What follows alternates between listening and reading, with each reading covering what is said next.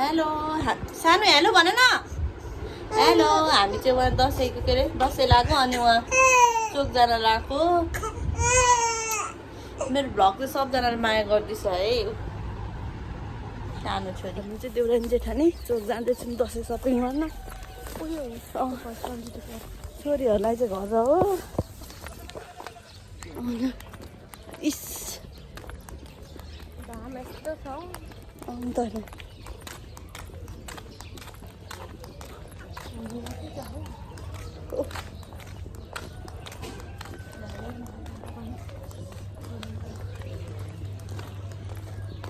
यहाँ दसैँ लगाइसक्यो है साथीहरू। हामी त बाटोतिर हिँड्दैछौँ। यो चाहिँ पुरा छाता के सिन्दुर सिन्दुर छ। मलाई त ओथरा बसेको बोली जस्तो गाडी पुग्यौँ हामी त।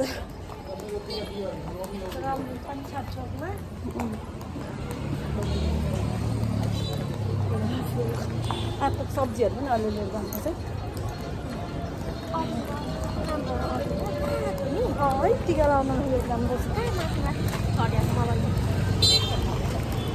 कहाँ पो जाने अब बुटिकमा नि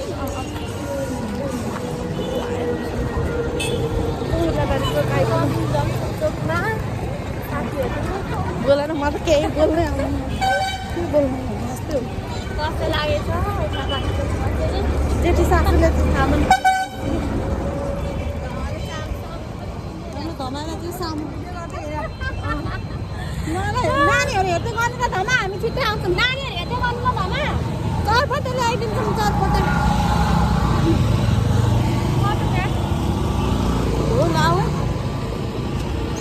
पुरा ट्रक आउँदैछ। यहाँ हाम्रो उर्लाबारीको मेन समस्या भनेको चाहिँ नि तराईको चाहिँ ट्राफिक चाहिँ ठाउँ ठाउँमा नबस्ने क्या है। खासमा चाहिँ ट्राफिक बस्नुपर्ने क्या।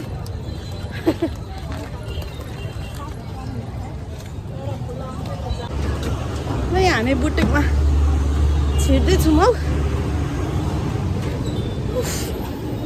बुटिकतिर बसेर।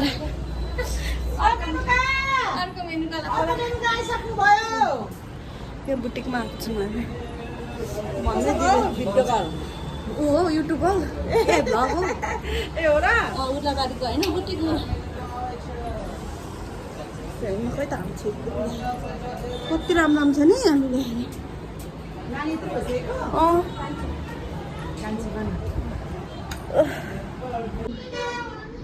दसैँ लागेको छैन दाइ। पुरा धमाधम दसैँ यहाँ हेर्नु भट्टाभट्टी। कहाँ छ खोइ हेर्नु न।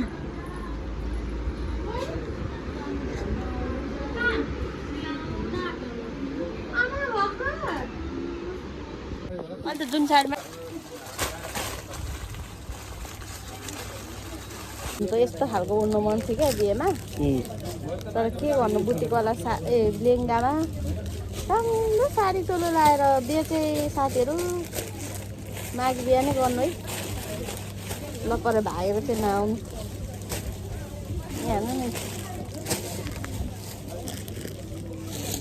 यसरी ओढेर सरर यस्तो गर्न मन थियो खासमा। ए मेरो नानीले समातेको चाहिँ भतिजले प्लेनमा उडाएर ल्याइहाल्यो। यहाँ चाहिँ बेहुली बन्ने रहर लाग्यो अरे फेरि हेर्नु होला। बिहेमा चाहिँ उसले यस्तो गर्नु पाएन अरे त्यही भएर अहिले यस्तो घुम्टो ओर्नु मन लागेछ अरे उसलाई चाहिँ। तर उसले पाएन अरे अनि यसरी ओर्नु हुँदैछ यहाँ आएर। हामी चाहिँ दसैँको सपिङ गर्न आएको ऊ चाहिँ बेहुली हुँदैछ है। हेर्नु होला साथीहरू छोरी बोकेर बेहुली भर्खर हुने बेला हुँदैछ। दसैँको त्यो राम्रो झलक्क परेको के हेर्नुहोस् सुतीकोमा ल सुती चाहिँ प्योर सुती भएर आउँछ यहाँ चाहिँ। यो अब जाडाको पनि काम दिन्छ यो तपाईँको उसमा पनि काम दिन्छ। राम्रो हुन्छ यो लगिदिनुहोस् हेर्नु कति मजाको नातिनी लिएर आउनु भएछ। कति दुःख भयो होला नि त्यो नानीलाई गरिदिनु बोकेर यता तुलसी मिलको पनि रहेछ यहाँ तुलसी कम्पनी। उसले अब सिकेर बिहान बेलुका भातसँग सबै खाइसक्यो यतिर नपुग्नुभन्दा त बरु मोटे होइन त्यही